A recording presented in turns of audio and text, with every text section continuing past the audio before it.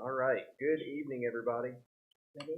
It is Thursday, August 8th. It is our pre-agenda meeting for the month of August, and we are officially called to order.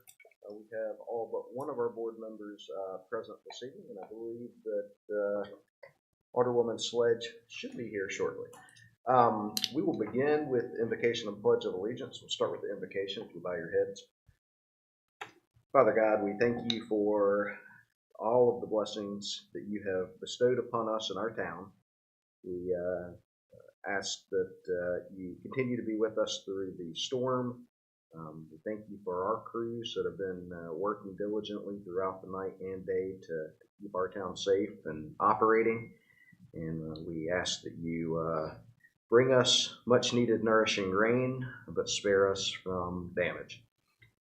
We ask that you be with us tonight as we set our agenda for next week. Help us to make decisions in best interest of the town and our citizens and our businesses. Amen. Please rise for the Pledge of Allegiance. I pledge allegiance to the flag of the United States of America and to the republic for which it stands, one nation under God, indivisible, with liberty and justice for all.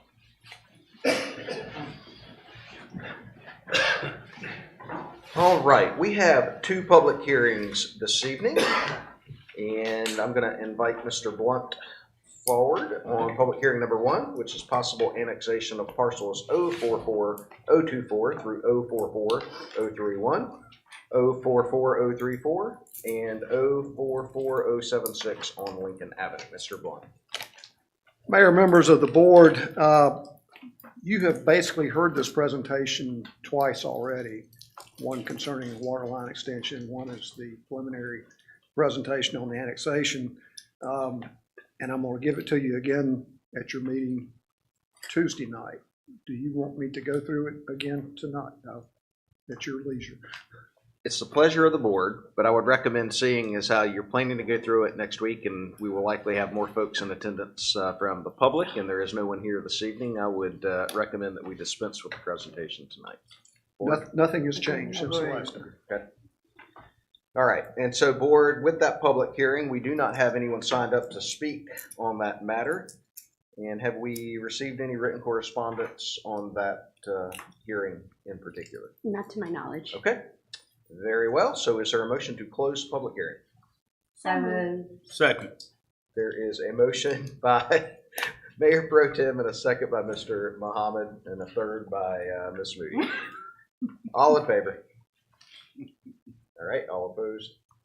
And the public hearing is now closed. We will move on to the next public hearing, which is text amendment of Spencer Development Ordinance Article 8, Section 8.4-4, regulating single-family detached homes in the Main Street District MS zoning classification. Mr. Blunt. This one you have not heard, so we'll go ahead and show it to you tonight, give you a chance to think about it before your next meeting. The MS district, Main Street District, is applied to numerous properties in the downtown area, as you can see from this zoning map. Creates sort of a U shape around the property you're now sitting in. The MS district is meant to be a downtown core type zoning classification, but also allows residential. And the residential question came up when a developer contacted me about two properties that are zoned MS on 3rd Street and wanted to know if residential was allowed, and I looked it up and certainly it was. But while I was looking at it and trying to give him setback information, which is the first question developers asked me about, I stumbled on the fact that these properties, which are all zoned MS, and a number of them are in commercial use, a number of them in residential use. Because of the concept of putting residential in a downtown area, there are no setbacks, no minimum lot width, because what they anticipate is either this type of commercial development, which is side by side, in most cases with a party wall separating two privately owned businesses, or this, which is the common type of residential that you see in a downtown area. This is in Charleston, I believe, if I'm not mistaken. But townhomes side by side, private residences side by side, again, built the same way that the commercial properties are built, but built for residential use. We want that. We want that to happen in Spencer, in the downtown area of Spencer. It's a great thing. But you don't want that. Single-family homes built on the MS zone property with no control over the side setbacks and the front setbacks. Because that's what you could end up with, a lot of small homes squeezed into small lots, pushed all the way up to the front property line with very little, if any, separation between the buildings. That's what you want. That's our RS zoning classification. Small houses on small lots works very well in the surrounding areas around the downtown area.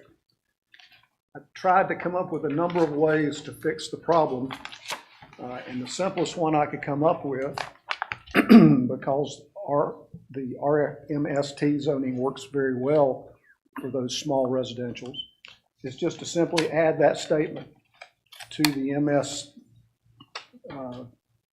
dimensional page, the footnotes to that page, and basically say that any single-family detached homes built in the MS district would have to use the setbacks that are found in the RMST classification.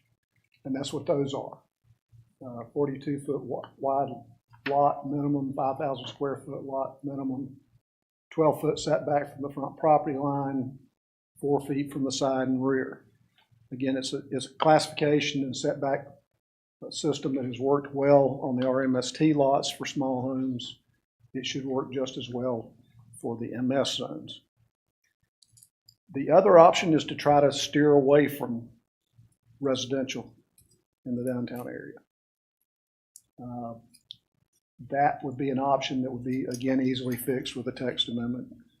But to start with, I think this will work.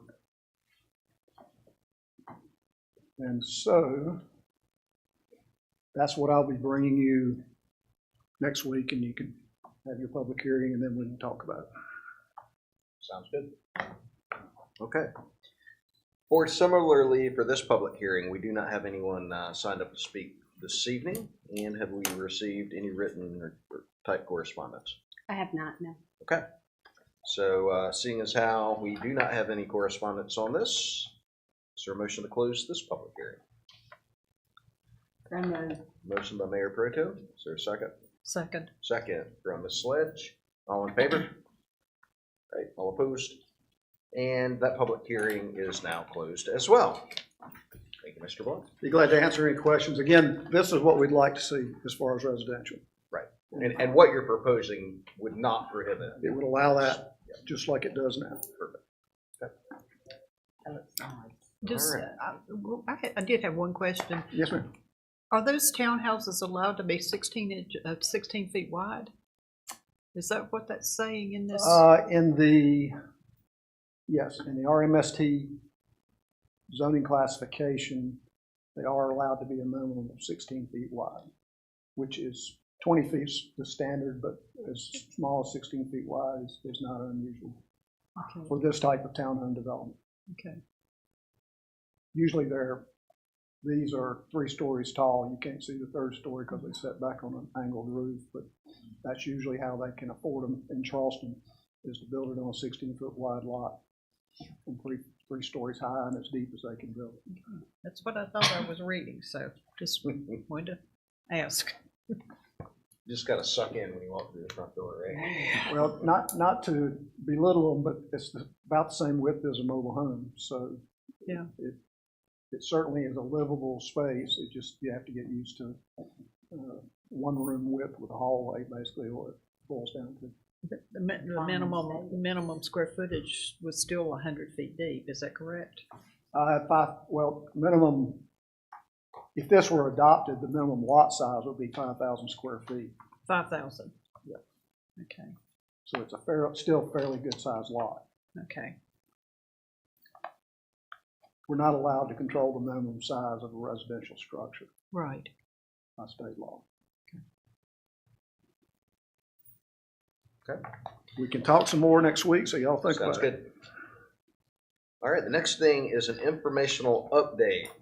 This is an exciting time for Spencer with all the projects we have going on. And so I think Joe Morris was going to try and join us by Zoom. He indicated he has lost power. He's in Raleigh this evening, but he is called in. So welcome, Joe. He is on mute, so there he goes. Can you hear me now? Yes, sir.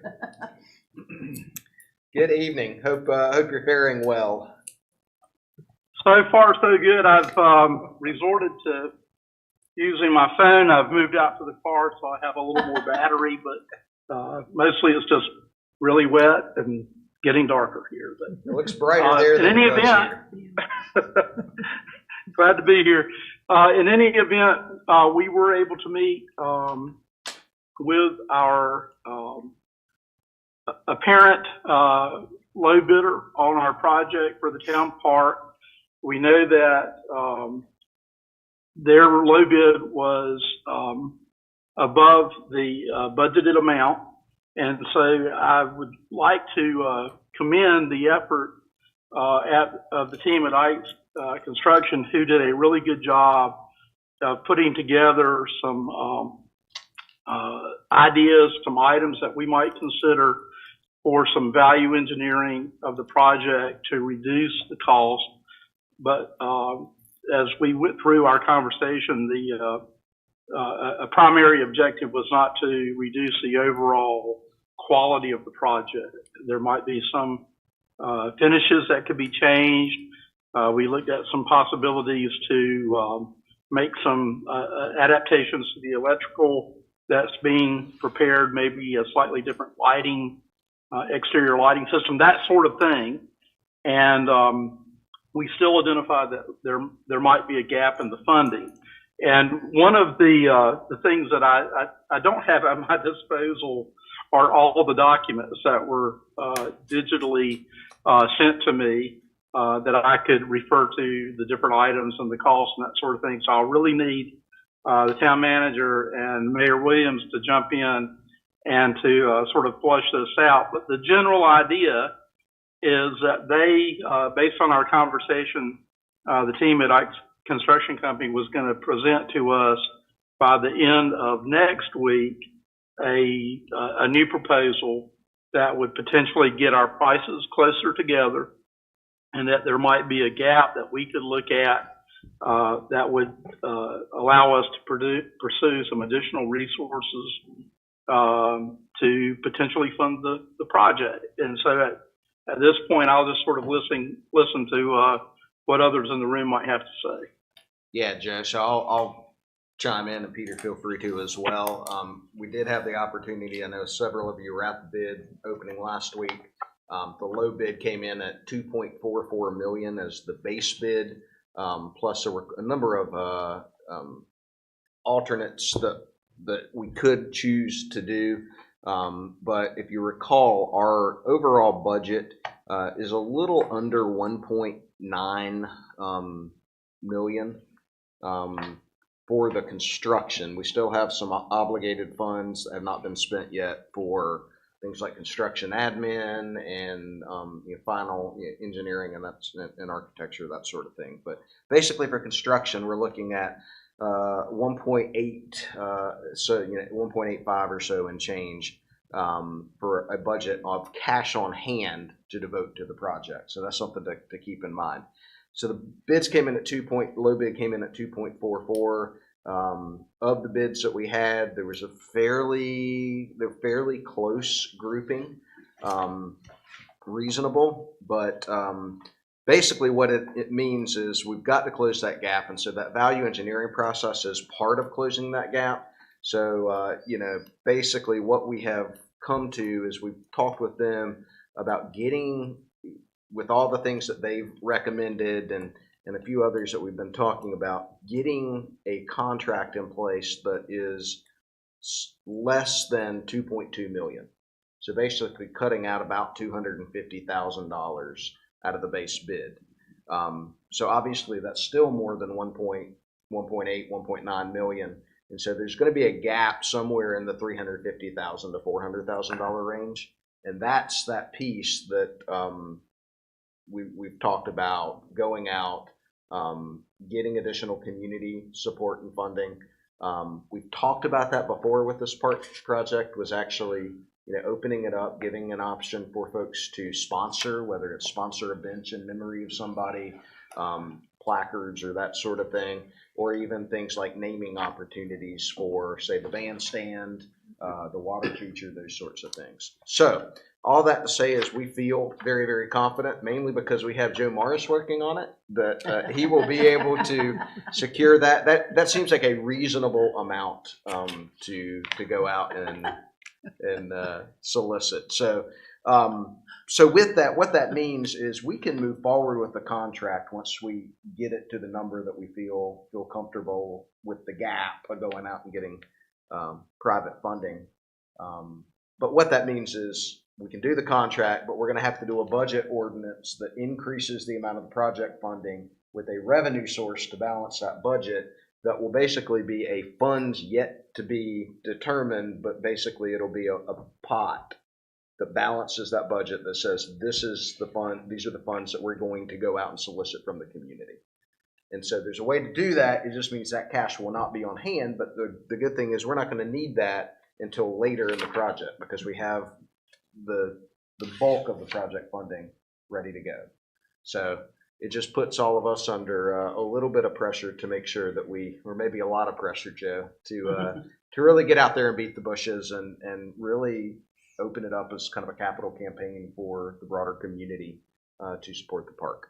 But we've got a lot riding on this. The other thing is we've got our Winterfest celebration obviously happening this year, but it's really, really critical that we get this project moving and get it constructed so that we can have Winterfest the full 2 weeks and as we usually, or 2 full weekends as we usually done it in the park next year so that it's ready to go. And we've told Ikes that. We basically said it needs to be done basically done in November or earlier. And their plan is that it would. I think it's a 10-month construction schedule. 9. Yeah. So, and we've also indicated that we don't want to plant plants in July. We've learned that from our Trailhead project. So anyway, that's the takeaway that I have from it. I was real adamant that we tried to find ways to be creative in how we cut the funding, but that we didn't compromise the overall aesthetic and what we were trying to accomplish with the park. So, Peter, anything you want to add on that? Well, just to give a few examples of some of the items we've been talking about. One, the plans called for ceramic wall tiles in the restrooms.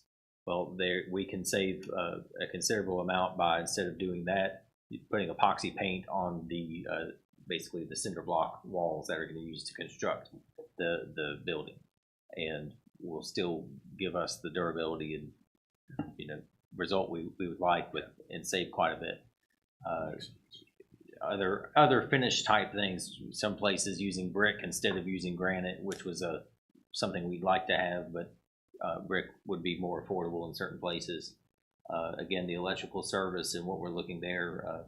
Talk some about the utility services, water and sewer, and some changes we can make to how those will work and how we can do some savings there. And then on the site work, site prep, the excavation, there was a general approach suggested of 24 inches of excavation under the planting areas and replace that with fresh topsoil.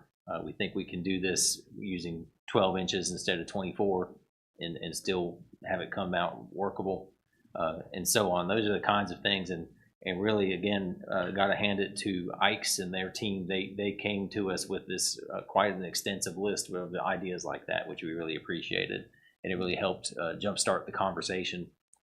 Timeline-wise, it was very good to hear from them. They are ready to go. They'd start tomorrow if they could. They're excited about it, and they were very confident in their ability to deliver the project within the specified 270-day time frame that we had in the bid process. So the other things we're looking at, for example, all the project alternates. One of them involves overall improvements to the entire shopping center parking lot area, adding some curbing and planted areas within the entire parking lot and landscaping.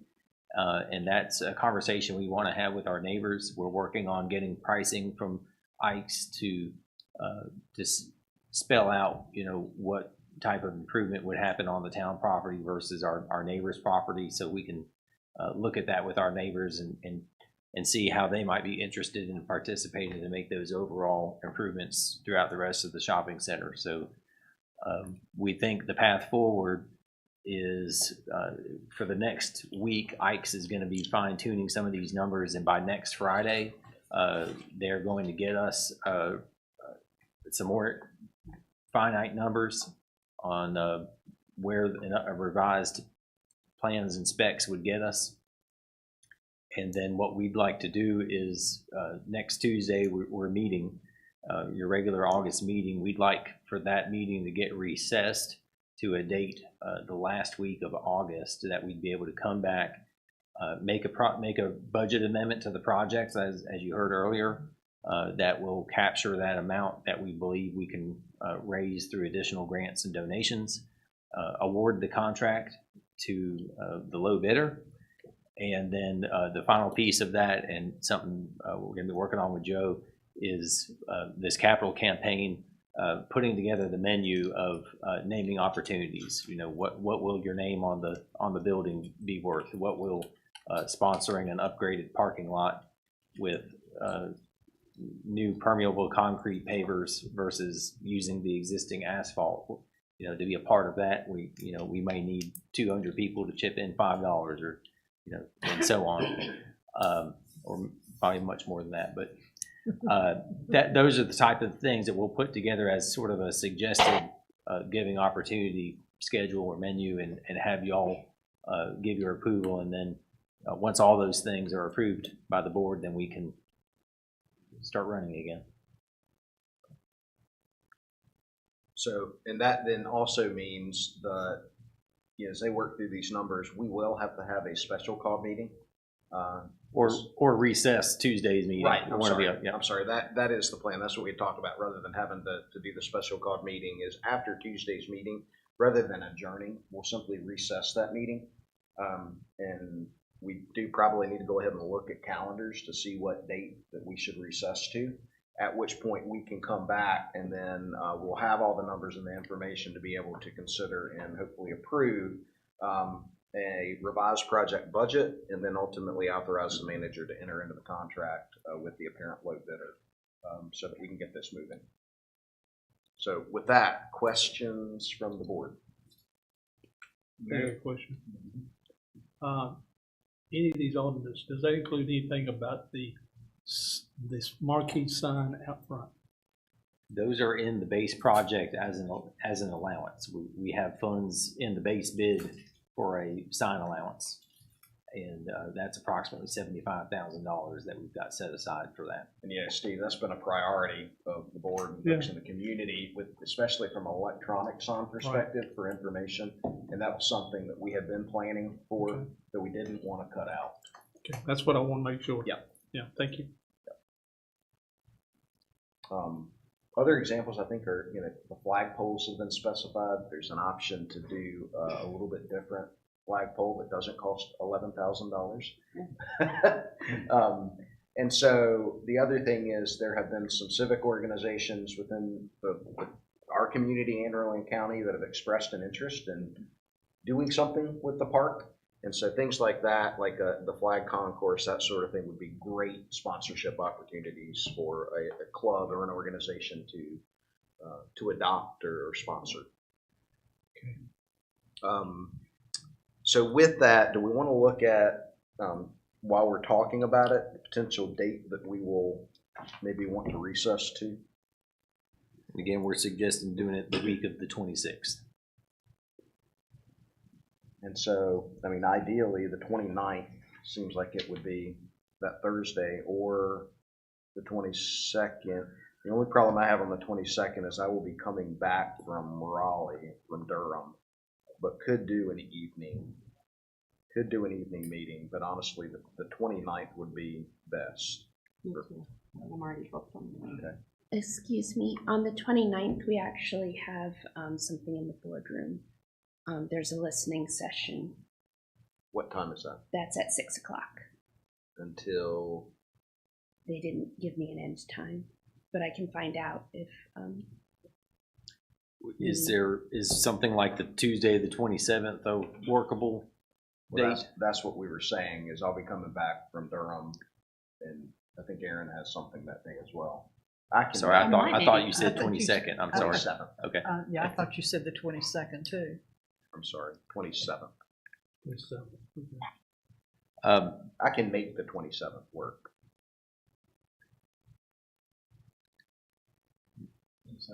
I could take a peek tomorrow and see that.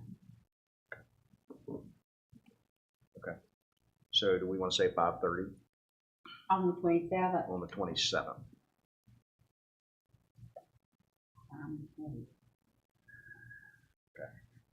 I'll put it in.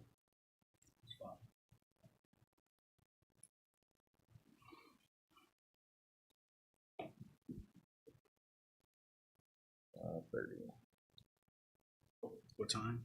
5:30. Does that work, or does it need to be later for you, Rasheed? I'll be available. All right. So that will work, and we'll just simply recess until that point.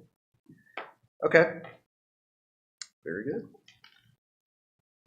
Joe, do you have other updates for us on projects?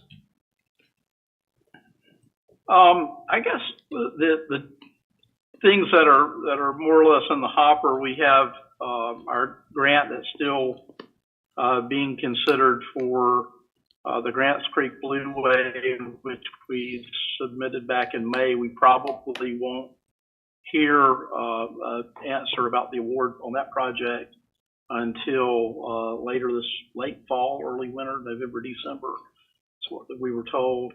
The other thing I have been working on is the grant application for what I refer to as the Rocky Branch Loop Trail, which is essentially the trail for the northern section of the Sandback Educational Forest.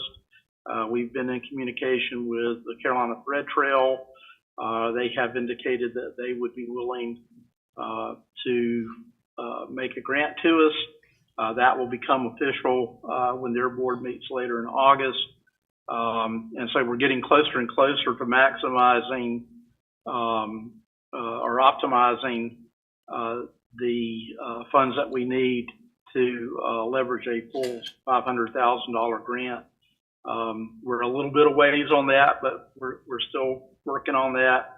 That application is due on September 6th. We also, and following up on that, we did submit a grant request to the Duke Energy Foundation to assist with those funds, but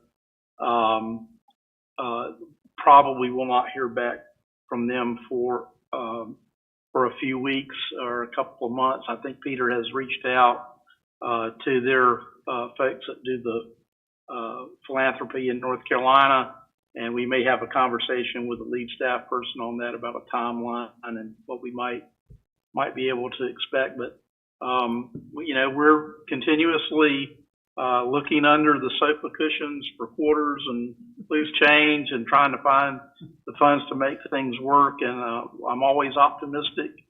I will mention about the possibility of a capital campaign for the town park. There are a number of folks in our community that have expressed interest to us that we told wait until we put them off and said let's wait until we know what we need.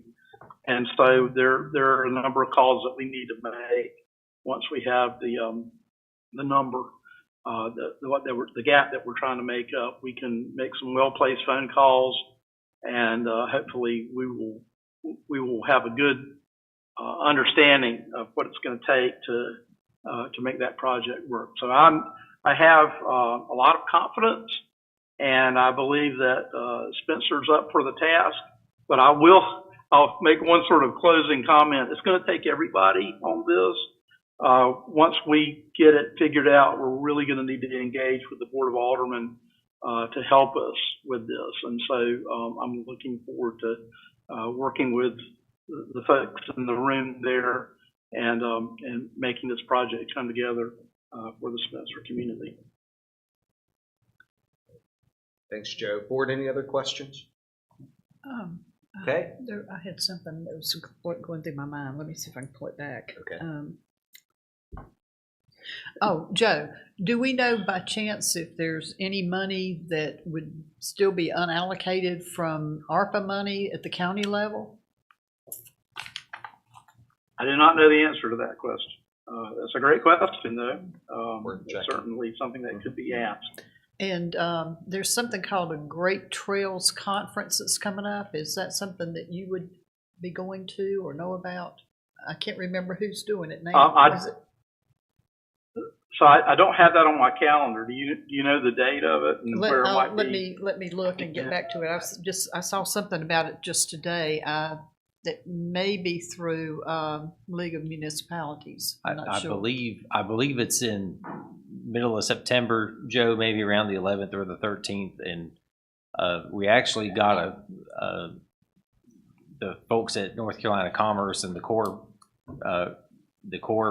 planning process we went through reached out to us because they wanted us to know there are some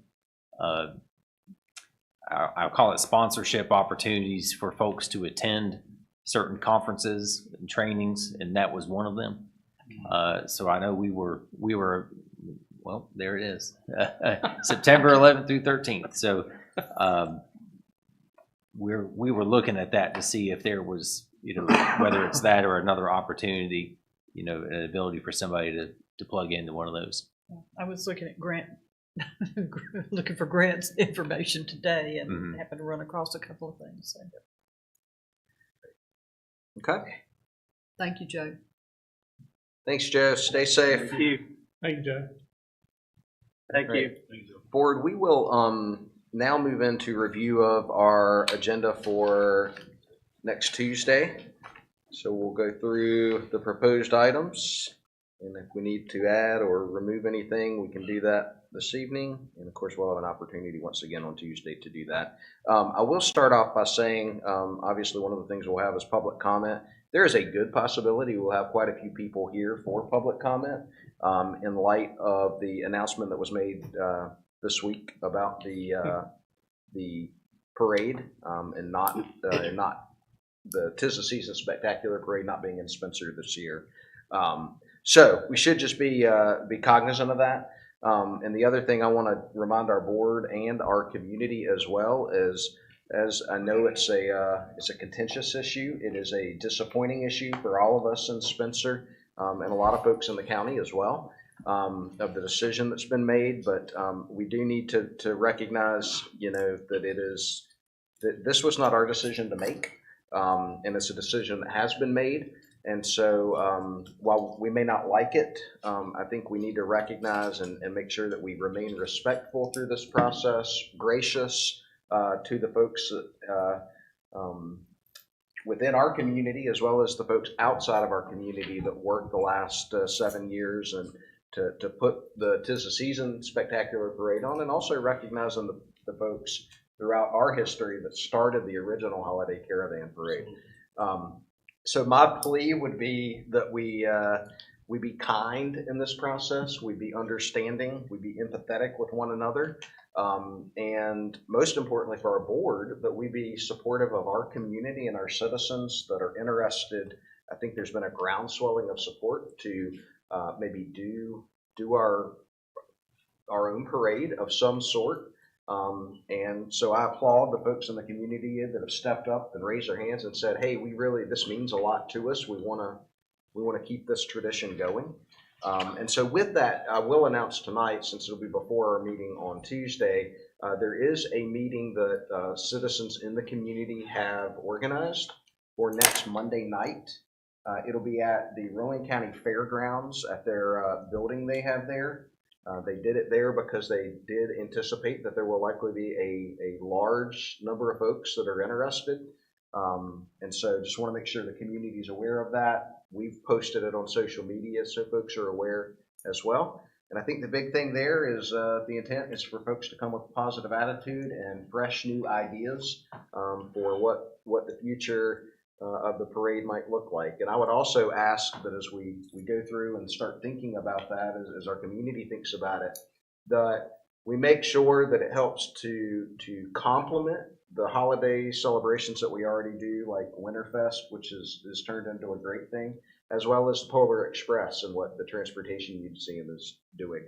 What we don't want to do is do anything that will conflict with those, but only adding something that will further boost community involvement and tourism during the holidays in Spencer. So with that, I just ask for understanding, and I know people are not happy about it. I'm not happy about it, but at this point, it is what it is. And when one door closes, another door opens. And so that's the door that we need to be focusing on, the one that we're opening before us. Mr. Mayor, I would mention that that's the same time as the planning board meeting. That is correct. That is correct. And again, that's a meeting that's been being led by the community, because again, the parade is a community-led, not a town government-led event. And so folks that are interested and want to get involved, now's the opportunity to do that and step up in the community to support that. It is during the planning board meeting. That was one of the reasons it's not happening here, is because there is a conflict with the schedule. Okay. All right, let's move on to review of the agenda. So do I have a volunteer for the invocation on Tuesday? Mr. Muhammad, thank you very much. We'll then have our pledge and ability to add or delete items from the agenda and then adopt it. And then recognitions. Do we have recognitions that we want to make? Peter.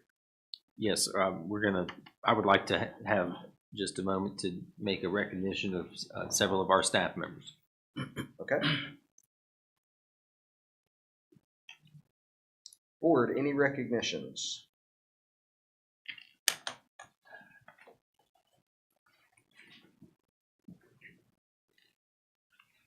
I don't have anything on the top of my mind. I do have one. Okay. Do you need the details tonight? Would you like that? Yes, just in general, we'll need details so that Anna can. I'm going to recognize, and don't mind me while I pull it up on Facebook, but I've been really impressed with how quickly one of our community members has pulled this meeting together to discuss moving forward as a community for the holiday parade. And so I would like to acknowledge her. I believe she is one of the leaders of our Spencer JC group. And so Heather Vizino. And she seems to want to make sure that Lynn Purvis and the Johnsons as well are Todd and kind of a collective effort. Okay. The other one that I'm wondering, we have traditionally folks that have been very, very involved in our community, kind of cornerstones of our community when they have passed away, recognizing them. And I know we did lose a dear member of our community in Bob Willett not that long ago. Would you be willing to do that? Yeah, he was real close family song session with me at church. All right. Other recognitions? All right. We will then have public comment. And I know there are a few folks have asked, Patty, I know you asked. One of the things, and I know we kind of had some discussion about this before, with written correspondence, we do not have to publicly read those aloud now that we are out of the COVID declared emergency. And so while we ask if we've received written correspondence, it's more for us to acknowledge if we've had folks that are interested. And going forward, the practice will be, as we get written correspondence, if it comes to the clerk, to the town, that will be distributed to board members so that we can read on our own and be aware. And similarly, if individual board members receive that as well, if you feel it's something that needs to be shared, we just ask that you run that through the clerk and she can distribute that to us. That will keep us from then having to read each and every written email or letter. All that to say that there is a chance for public comment. People may choose to email in, especially on for Tuesday's meeting. And what I want folks to know is you can do that. Our board will get that communication. We will read it. We're just not going to read it aloud during the public comment session. So we will be doing public comment only for folks that are in attendance. Okay. The consent agenda, we do have a number of things on the consent agenda. Minutes from our July 9th meeting. And then there are a few ordinances. There's one to acknowledge the donations that were accepted in support of the fire camp. It's basically accepting those in to amend our annual budget for that source of revenue. And then there is a ordinance for fire deductible reimbursement. Peter, I don't know if you want to mention anything about that. Yes, this involved the collision that occurred on the way to a response a few months back, and we received, a reimbursement of the deductible from the insurance and such. So this is, I think it's worth $1,000 that we're able to deal with the repair that was necessary. And then the other item is for the lane closure on September 21st for the Race to the River event that the town puts on as part of Rowan County Creek Week. So that'll be the closure of Highway 29, and obviously that'll also have to be approved by the Rowan County commissioners as well. But for the portion that is in the town of Spencer, we need to authorize that ordinance. Any questions on the consent agenda? Okay, and as we go through tonight, remember there are any other items we go through that we can also add those to the consent agenda if we so choose. We will get a presentation from the Civic Federal Credit Union and Local Government Federal Credit Union. And so they'll be here to give a presentation, and then I think the manager's asking for authorization to be able to execute an agreement with them. So we'll receive an update on that. And then we will consider adopting ordinance 24-18 for extending corporate limits annexation of the parcels that we had the public hearing on this evening. And then we will consider adopting ordinance 24-19 to amend the Town of Spencer development ordinance related to detached single-family homes that we also heard from the state's just trying to clean up their system. And so Steve will also give an update on that on Tuesday. And then we'll have our departmental reports and town manager report and our requests and comments from the mayor and board, and then we will recess until August the 27th. Is that right? Is that what we said? Yes. 27th. At 5:30 p.m. So any questions on the agenda? Any need to modify it? Okay. Board, is there any need this evening to go into executive session? And if there is not, is there a motion to adjourn? So move. Motion by Mr. Muhammad. Is there a second?